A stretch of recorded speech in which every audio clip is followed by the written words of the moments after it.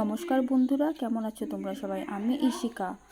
তো আমি অফিস যাওয়ার আগে সকাল থেকে মানে সকাল 7টা থেকে 10টা পর্যন্ত কি কি কাজ করি সেটাই তোমাদের সাথে শেয়ার করলাম। তো আমি বিছানা তুলে নিলাম, এখন ঘর ঝেড়ে নিচ্ছি।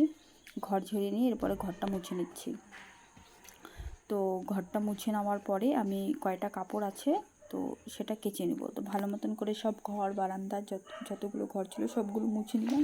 মুছে নিয়ে কাপড়গুলো কেচে নিচ্ছি।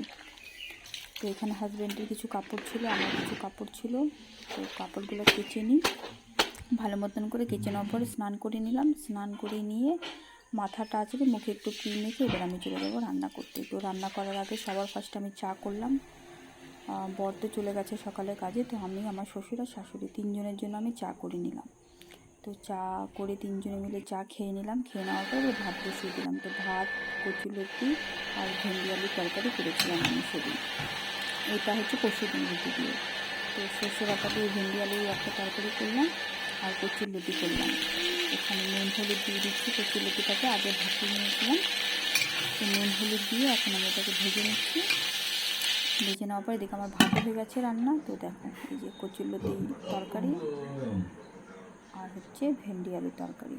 তো এই দুটো তরকারি হয়ে গেছে।